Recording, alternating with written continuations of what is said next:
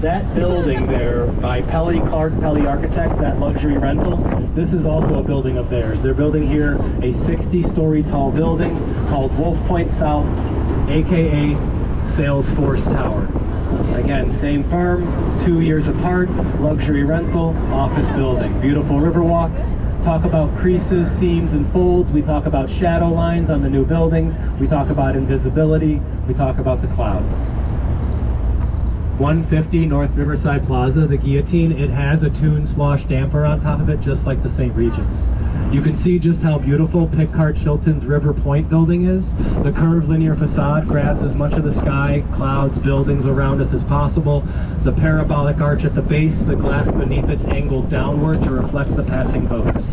This is a 150-yard long Riverwalk project, the longest single property Riverwalk project in Chicago. The work of art is by Spanish architect Santiago Caltrava, and that restaurant up there is Gibson's Italia. Gibson's, Morton's, Carmine's, Hugo's Frog Bar. My favorite steakhouse in Chicago, Harry Carey's Italian Steakhouse on Dearborn. That building that Harry Carey's is in used to be owned by the family of the wife of Frank Nitti. Frank Nitti kept the books for Alphonse Capone here in Chicago. When Al went to prison, Nitti ceremoniously and in practice took over the outfit. This railroad bridge to the forward is from 1909. It's a good example how a single leaf bascule trunnion bridge operates. It's a historic landmark, it ain't going nowhere. You can use the people hanging out over there as scale to appreciate how big this stuff is. The weight drops, pulling the leaf up as you see. This railroad bridge represents a railroad track from 1848.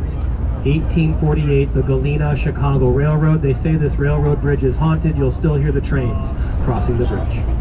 Ooh, ghost train.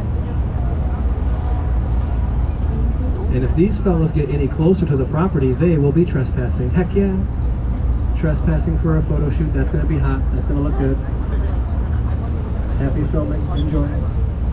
Security gives you about 10 minutes to kind of have your fun. Then they will saunter out and be like, hey, you got to beat it. I know from experience. Oh my gosh, to our left-hand side, triangular shaped units, porthole windows, private dock access. To your left, you'll see the Chicago River Cottages, designed by Harry Weiss, the guy who loved triangles and loved sailing. Let's all watch our heads here together, take heed of the advice of Captain Joe there. Kinsey Street's a low bridge. So those cottages are pretty amazing. Harry Weiss built them back in the 80s. Good example of how they began eventually to, embrace the river. It wasn't until the 80s that the river became used for leisure and beauty, and that's actually reflected in the architecture. Folks, the building on the right dates back to the 70s. Today it's a high-end fitness facility called the East Bank Club, but when it was built it had no windows on this side, no riverwalk, no trees, no ivy, no planters, no nada. This river was, neglected, polluted, congested. No one wanted to see it. No one in there wanted to look out here. Nobody working on the river would have cared what the buildings they were servicing looked like. So in keeping with the changing zoning laws, the East Bank Club now has added the windows so those working out can look out onto the beautiful water. The Riverwalk, of course, the trees, the ivy make it look much nicer. And you can kind of tell how it adapted over time. And then more contemporary developments like Kingsbury Plaza here, this is when you have architects, landscape architects, designers, builders, city planners. They come together, build a beautiful tower, and then the little pocket of property that remains here becomes a park. They actually call these pocket parks. And you'll see some of the most wholesome things in America happening right now along the water's edge. Like, come on, give me that. He's like, no, it's mine. Ah, perfect.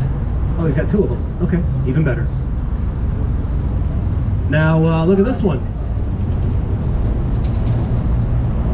From 1909, here's a warehouse by George Nimmons, today called the Riverbank Lofts.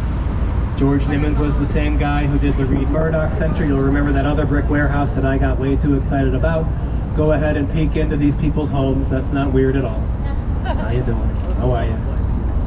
If you ever go get lit in River North, you are just partying in an old warehouse district, so enjoy that. A nice speakeasy recommendation in River North, I like Untitled. For brunch on Sundays, go to the Fremont. Also in River North, go to Rossi's, go to Snickers, go to Boss Bar, and go to 3 Dots and a Dash. Those are my recommendations, yeah. That's like very high-end stuff and extremely low-end stuff. I go everywhere, yeah. And you should too. Now, people who don't have lovely condos and balconies on the river in River North can come down to the water in this beautiful park. I want to welcome you all to what's called Ward Park. Ward Park is named after Aaron Montgomery Ward, one of the several catalog giants here in Chicago. Not a lot of folks know this about Aaron Montgomery Ward, but he actually fought the city of Chicago for over 20 years legally in court with his own money to preserve the old rail yards that used to be out on the landfill area that is now Millennium Park and Grant Park. The city wanted to build out there. He had a vision. He battled them. Politicians and developers hated Aaron Montgomery Ward.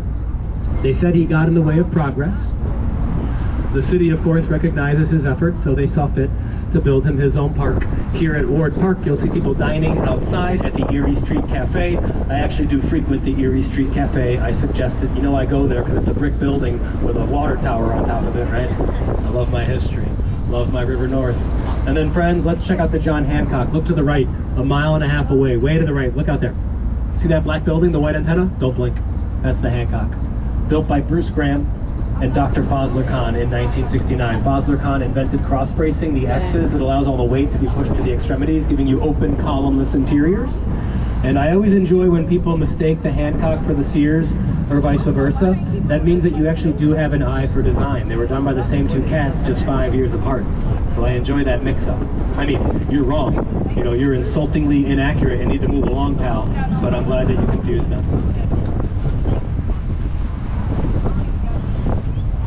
Now, speaking of Aaron Montgomery Ward, one of Aaron Montgomery Ward's former warehouses and offices were in that massive building straight ahead of us. That building is called 600 West Chicago Avenue. It's from 1909. It hugs the earth. It's a prairie-style warehouse. See the brick lines that do that? Today it's been renovated, of course, into offices, businesses you know, like Big Ten Network and others. There's a condo association in here called The Domain. My brothers worked in here. My buddy Brett works in advertising in here. People who visit the city don't know how much we love the old Aaron Montgomery Ward warehouse. They don't know that we call it 600 West Chicago. They all gaze upon it today, and what do they call it? The Groupon building. Yeah, look, honey, Groupon. Oh, I love downtown. Now, typically I tell you guys, no, you can't call it that. Sorry, it's 600 West Chicago. You know, how dare you? In this case, though, I'll let it slide. I know where a lot of you bought your ticket for this boat ride. You bought it on the Groupon, yeah. So pay some respect to the greatest company conceived by man ever. But get a load of this beautiful old warehouse. Look at the detail.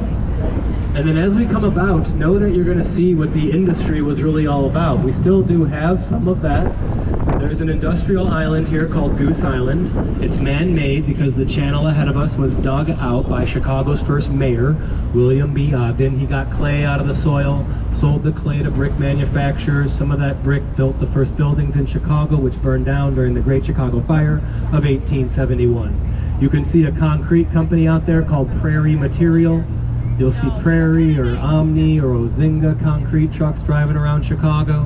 You can see that man-made channel where today sits Kingsbury Yacht Club, the original channel heading out that way. Now this industrial island here, Goose Island, is where the beer company gets its name from.